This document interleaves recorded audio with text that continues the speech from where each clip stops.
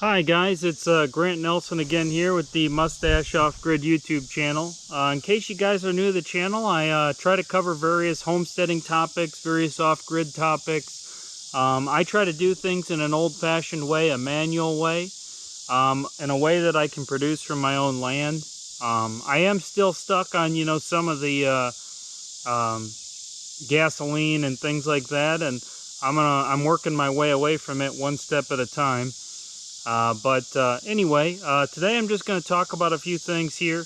The first thing I wanted to talk about is old-fashioned preservation techniques for your food, your meat, vegetables, etc. So one thing, one of my videos I put out this week was on me hot smoking a rabbit, and I showed my smokehouse. Now the smokehouse has a I would say it's probably about a 12 to 15 foot pipe going up to the building to keep the smoke cold, and that's specifically so that I can cold smoke. Now the difference between cold smoking and hot smoking, if you've never done it before, hot smoking you're cooking the meat, cold smoking you're preserving the meat, and it's still basically raw inside. So you're not cooking it fully, and you're keeping the temperatures of the smokehouse between like 30 and 90 some degrees when you're smoking the meat, and it can take about 24 hours to really get a good smoke, 24 plus on some of them, to really get a good smoke and preserve the meat in the smokehouse. Now when people went out west, and when people were settling the land,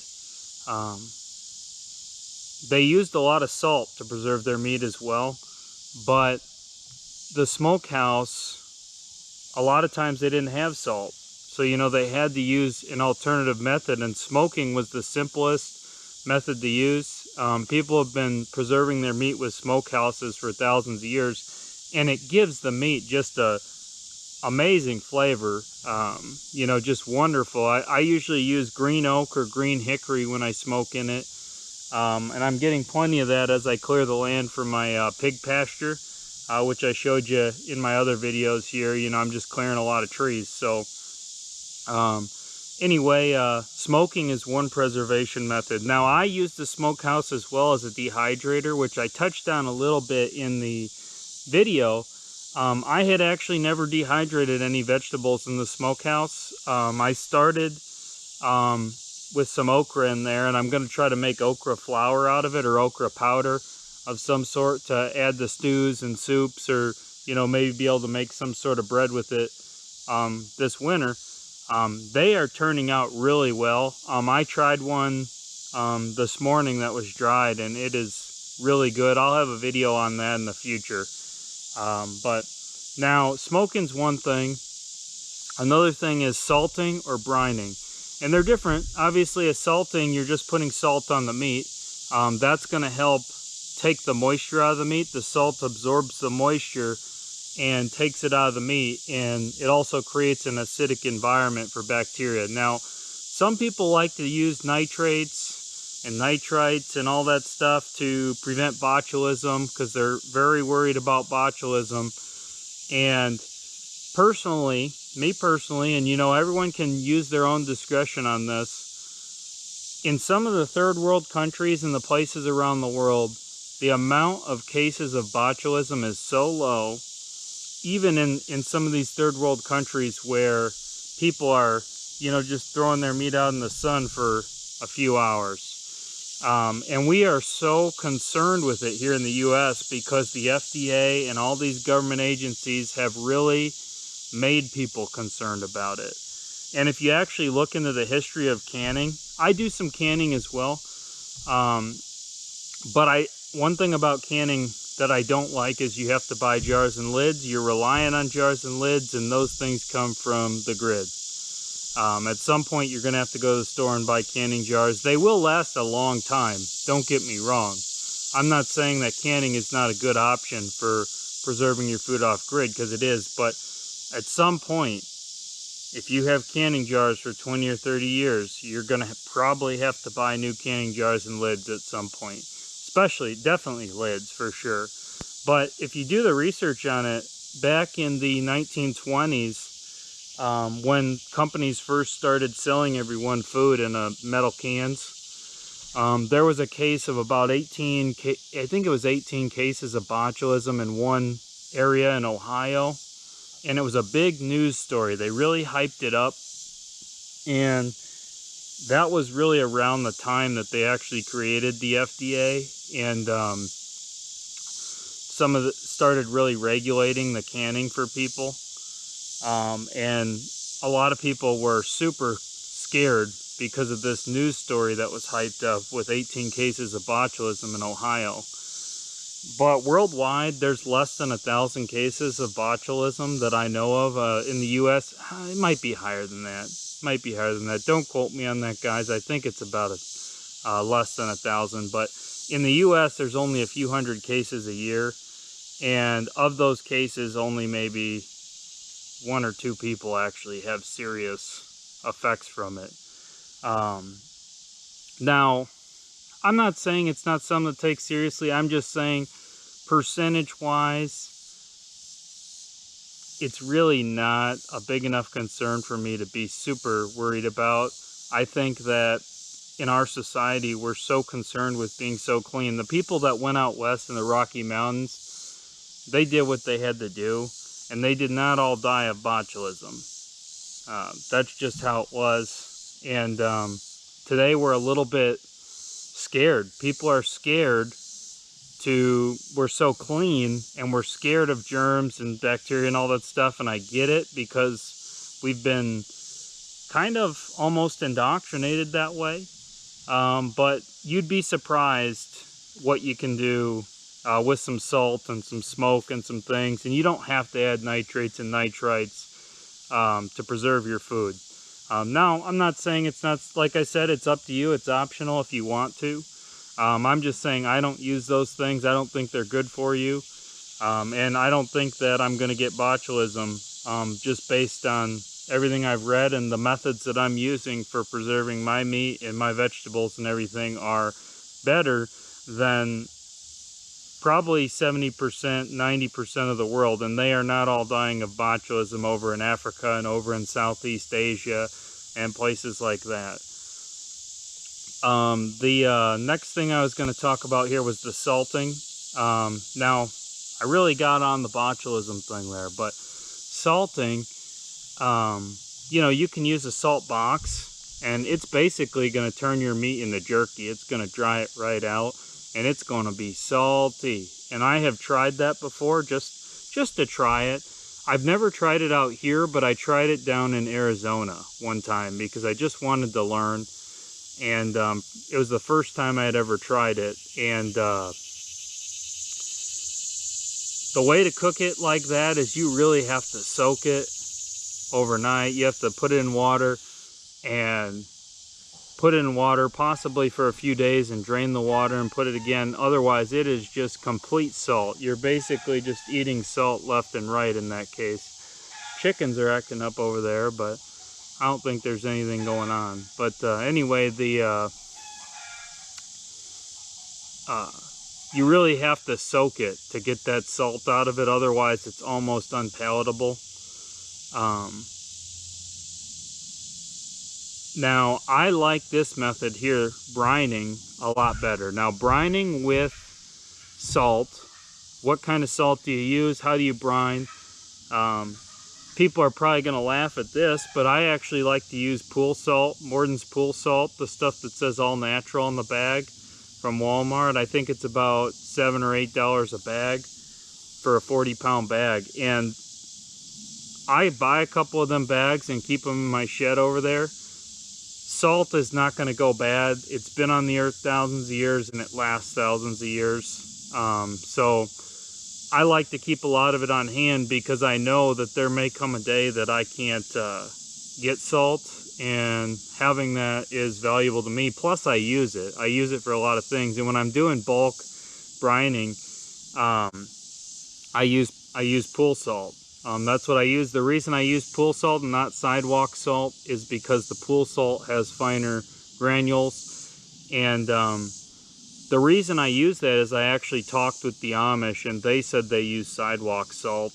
They said any salt will work, and I said, oh, okay, all right, well, I'll try it and see how it works out. And I tried it, and I'm here. And the first year out here, I didn't have, I had shot a deer, and I didn't have any refrigeration and stuff out here, and I still don't. So I took a barrel, just a garbage can, plastic garbage can, filled it with water, and then I mixed salt in the barrel, the pool salt, till I could float an egg.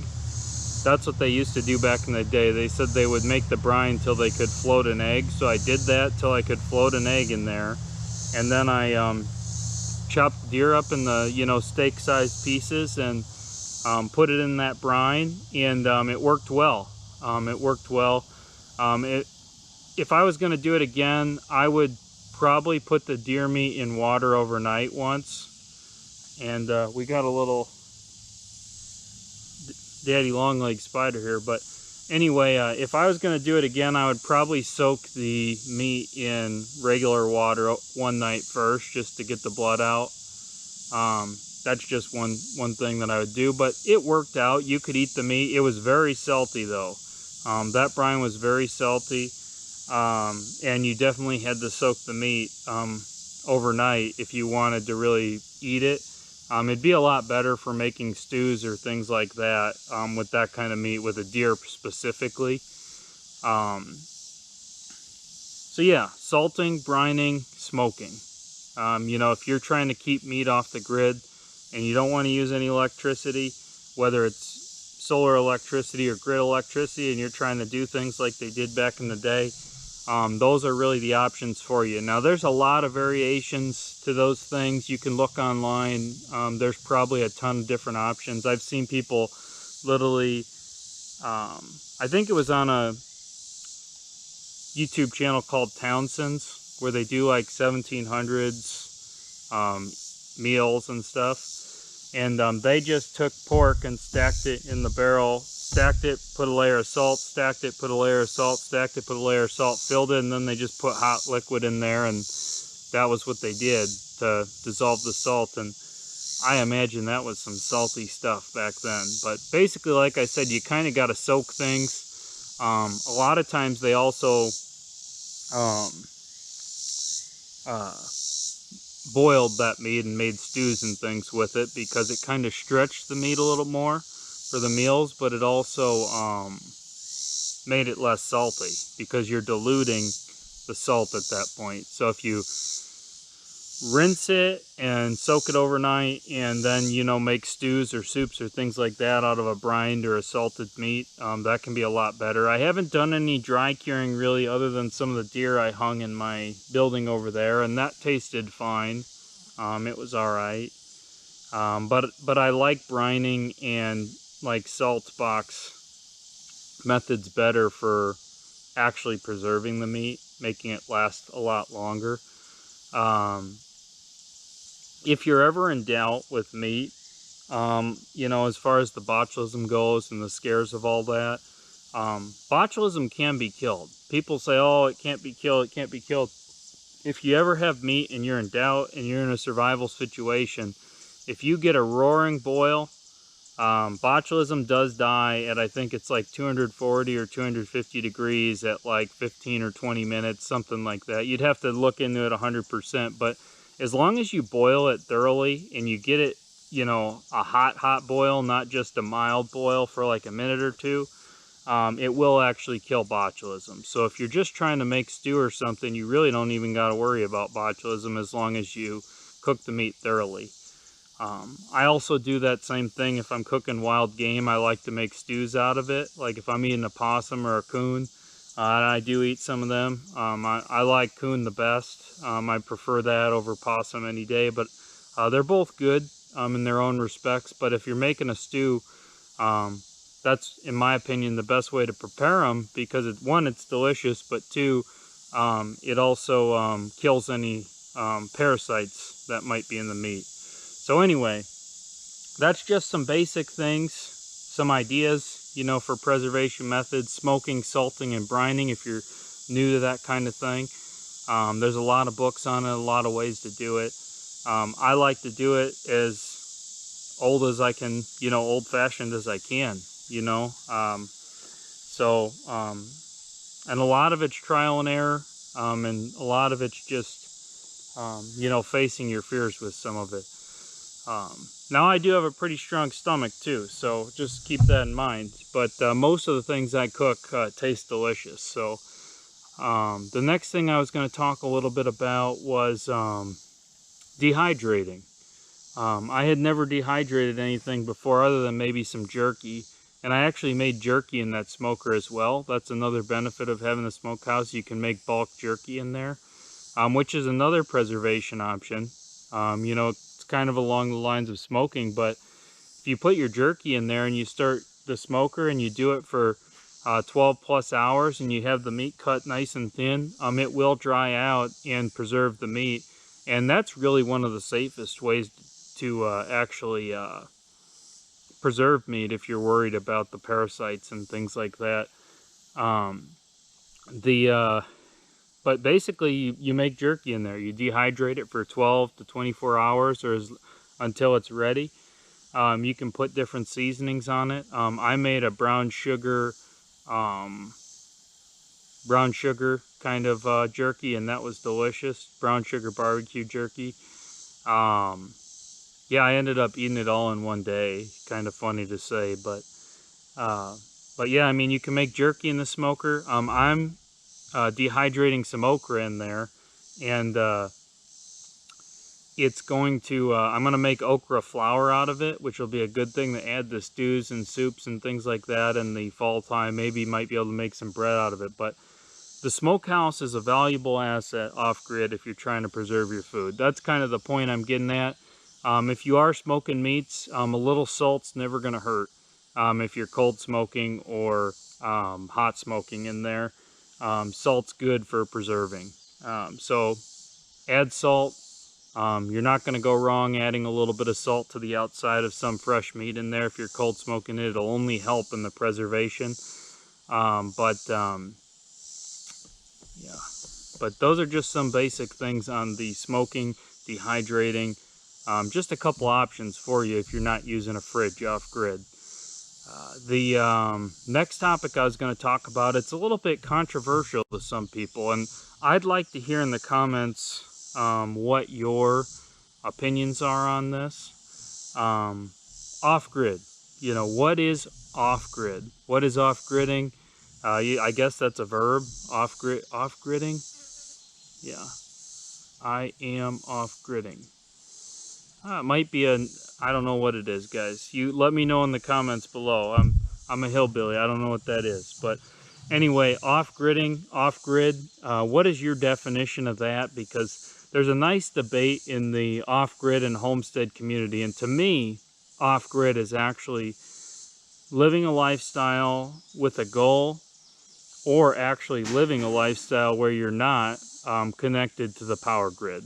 And that's gas, water, electrical, sewage, garbage. Everything is done on your property, and it comes from your land, basically completely separate from society.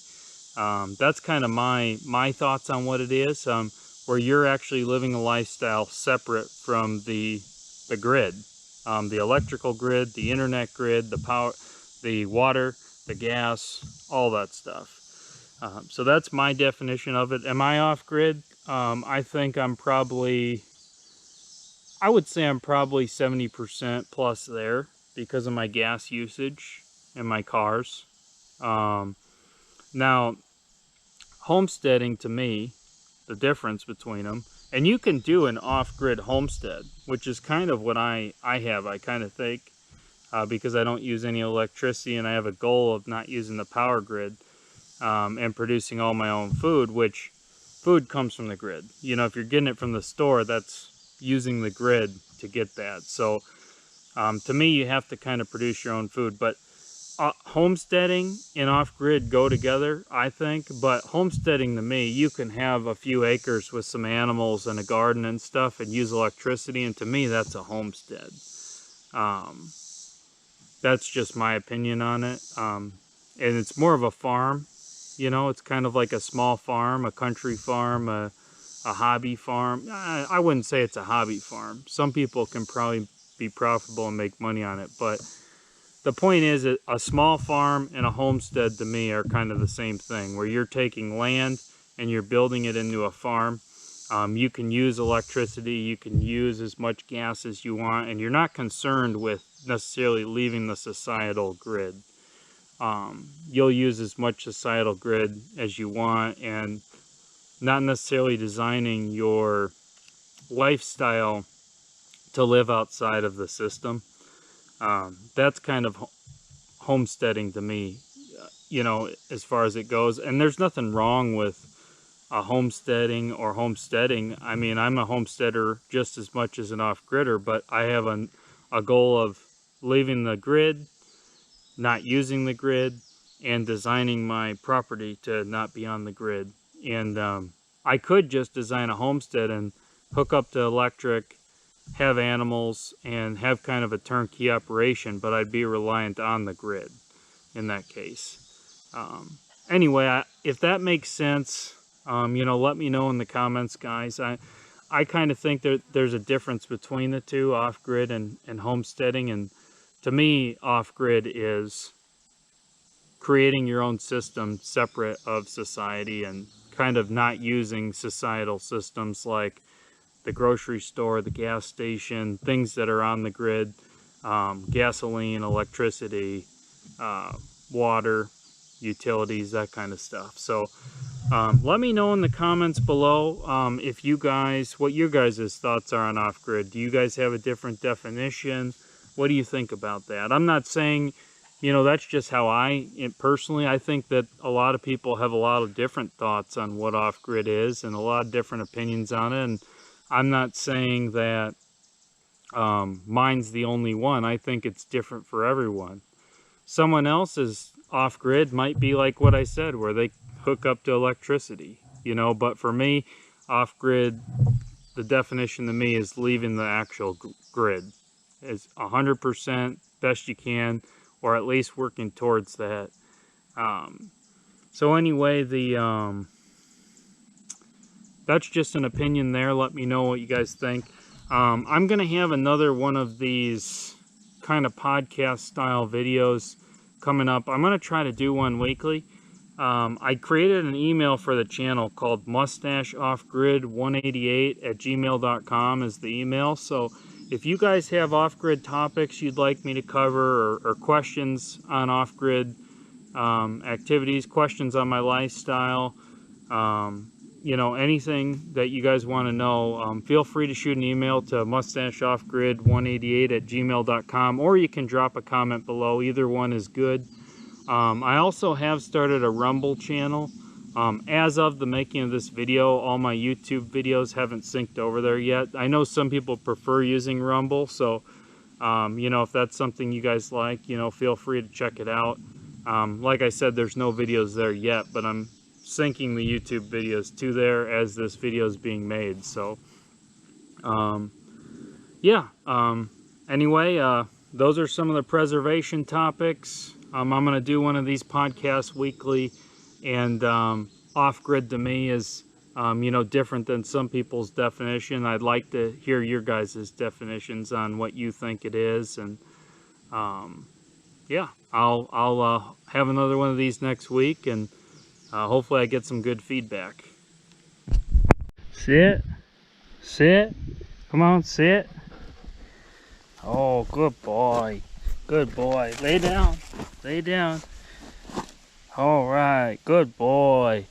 Hey guys, let's make Bailey famous. Like and subscribe to my YouTube channel, Mustache Off Grid. Hope y'all have a wonderful day, and God bless. Let's make Bailey famous, guys.